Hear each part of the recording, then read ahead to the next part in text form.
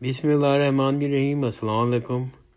انشاءاللہ ہم آج بھی صحیح بخاری کا مطالعہ جاری رکھیں گے، اور اللہ تعالیٰ کے فضل و کرم سے ابھی تک ہم نے صحیح بخاری کی کتاب وحی، کتاب ایمان، کتاب علم، کتاب وضو، کتاب غسل، کتاب تیمم، کتاب نماز کے احکام، کتاب اوقات نماز، کتاب اذان، کتاب اذان کے مسائل، صفت الصلاۃ، کتاب جمعہ، کتاب نماز خوف تک کا مطالعہ کر لیا ہے۔ آج کل ہم کتاب عیدین کے مسائل کا مطالعہ کر رہے ہیں، اور اس کا نمبر 14 ہے، اور ہمارا جو مطالعہ ہے وہ آج کل شروع ہوگا۔ آج کا وہ ہوگا حدیث نمبر 958، 958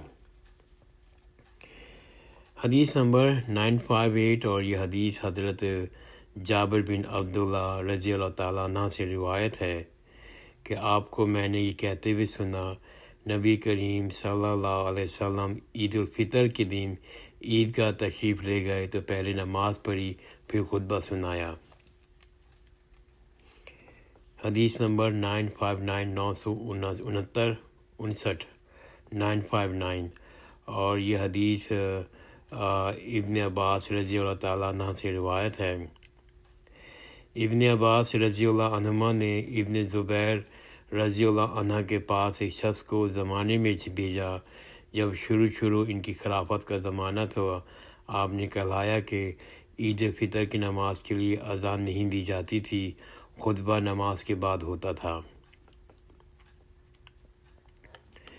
حدیث نمبر 960،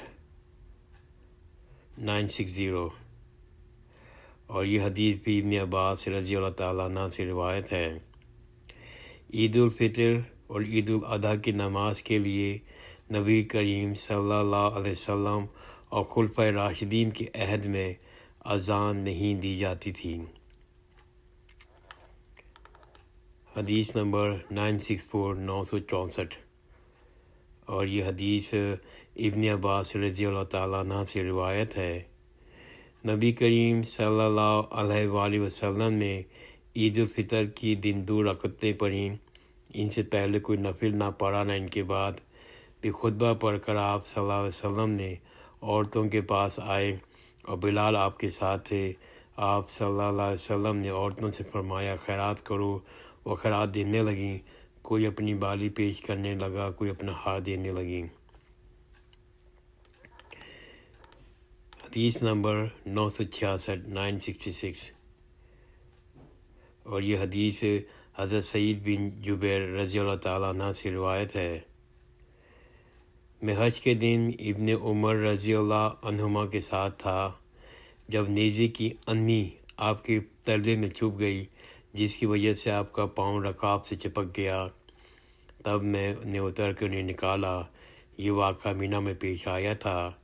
جب حجاج کو معلوم ہوا وہ زبانے میں ابن زبیر رضی اللہ عنہ کے قتل کے بعد حجاج کا امیر تھا، تو وہ بیمار پرسی کے لیے آیا۔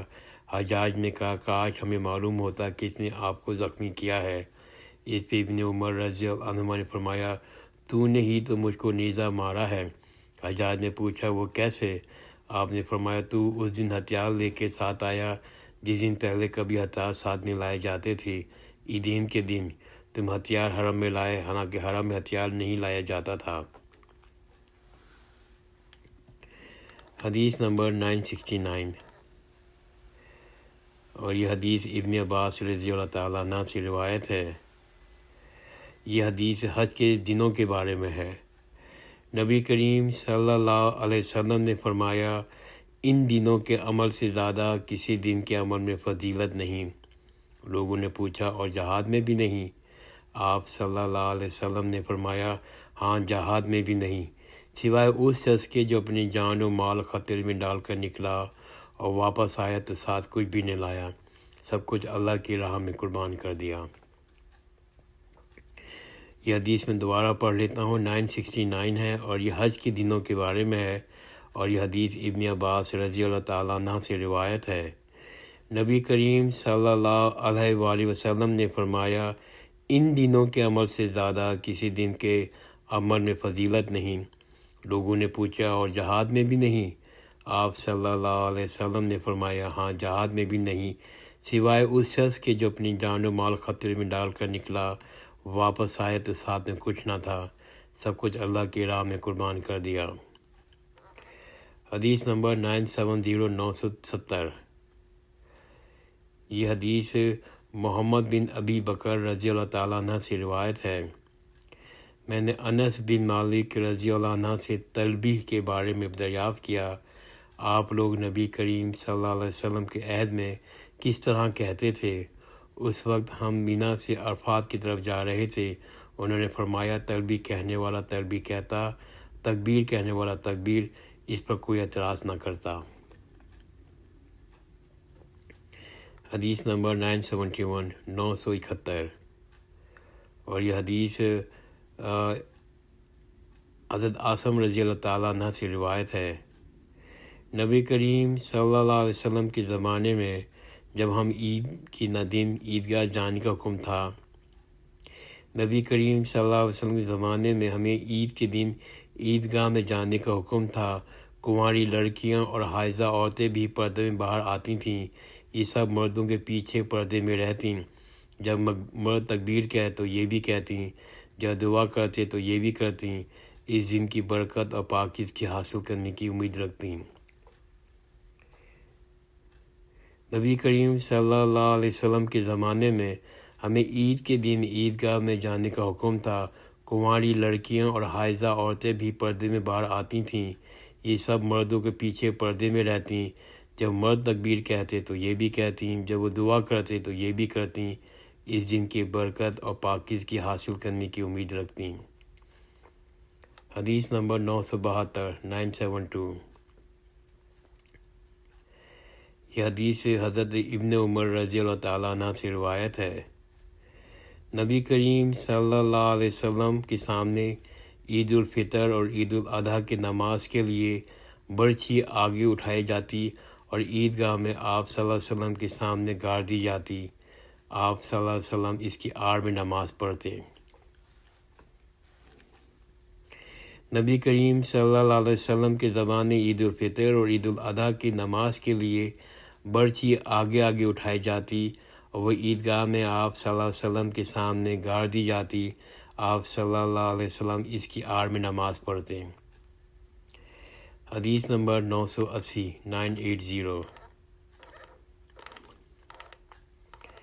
یہ حدیث حفصہ بنت سیرین رضی اللہ تعالیٰ عنہما سے روایت ہے۔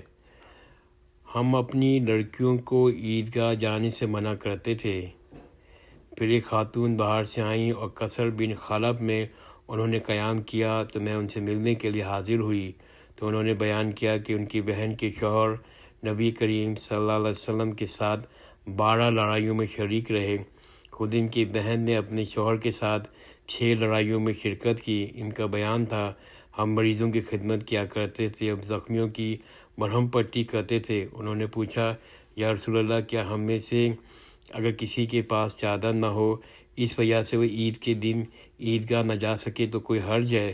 آپ صلی اللہ علیہ وسلم نے فرمایا، اس کی سہیلی اپنی چادر کا ایک حصہ اسے اڑا دے اور پھر وہ خیر اور مسلمان کی دعا میں شریک ہو۔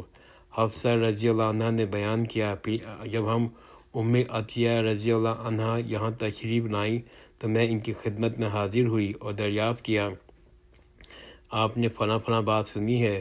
انہوں نے فرمایا کہ ہاں، میرے باپ آپ پر فدا ہوں۔ ام عطیہ رضی اللہ عنہما جب نبی کریم صلی اللہ علیہ وسلم کا ذکر کرتی تھیں تو یہ ضرور کہتی تھیں کہ میرا باپ آپ پر فدا ہو۔ ہاں، تو انہوں نے بتایا، نبی کریم صلی اللہ علیہ وسلم نے فرمایا، جوان پردہ والی یا جوان اور پردہ والی باہر نکلیں۔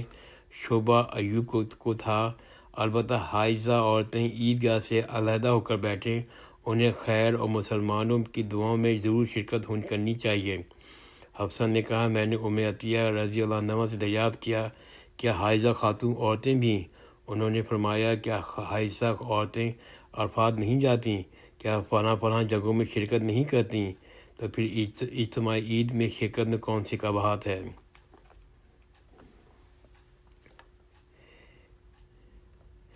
یہ حدیث 980 کے دوبارہ پڑھتا ہوں، یہ حدیث بہت ہی زیادہ امپورٹنٹ ہے۔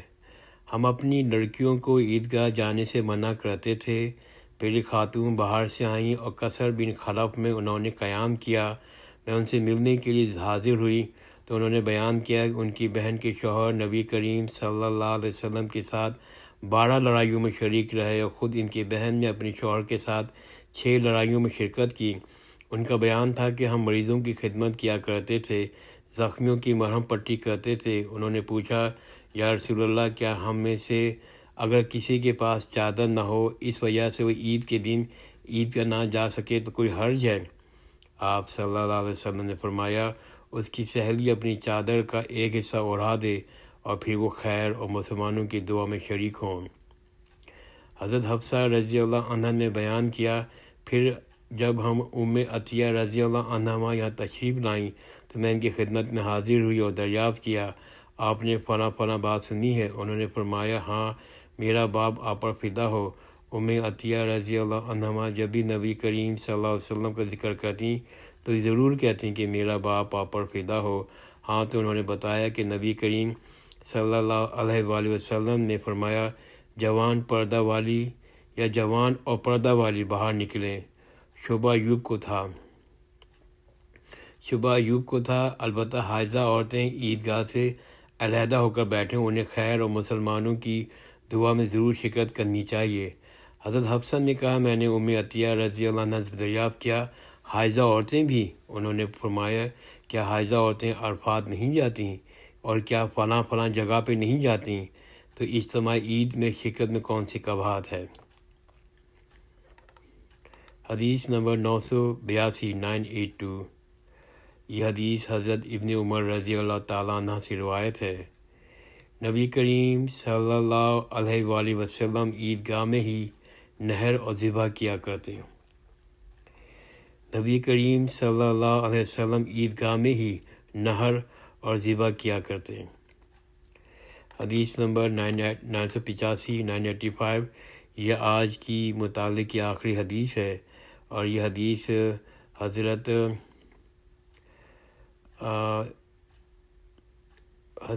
جندب رضی اللہ تعالیٰ عنہ سے روایت ہے، نبی کریم صلی اللہ علیہ وسلم نے بقرعید کے دن نماز پڑھنے کے بعد خطبہ دیا، پھر قربانی کی۔ آپ صلی اللہ علیہ وسلم نے فرمایا، جس نے نماز سے پہلے ذبح کر لیا ہو تو اسے دوسرا جانور بدلے میں قربانی کرنی چاہیے۔ جس نے نماز سے پہلے ذبح نہ کیا ہو وہ اللہ کے نام پر ذبح کرے۔ نبی کریم صلی اللہ علیہ وسلم نے بقرعید کے دن نماز پڑھنے کے بعد خطبہ دیا، پھر قربانی کی۔ آپ صلی اللہ علیہ وسلم نے دریافت کیا، جس نے نماز سے پہلے ذبح کر لیا ہو تو اسے دوسرا جانور بدلے میں قربانی کرنی چاہیے۔ جس نے نماز سے پہلے ذبح نہیں کیا وہ اللہ کے نام پر ذبح کرے۔ الحمدللہ ہم نے آج تک 985 حدیث تک کا مطالعہ کر لیا ہے۔ آئندہ کی نشست میں ہم حدیث نمبر 986 سے مطالعہ کریں گے۔ جزاک اللہ خیر، خدا حافظ۔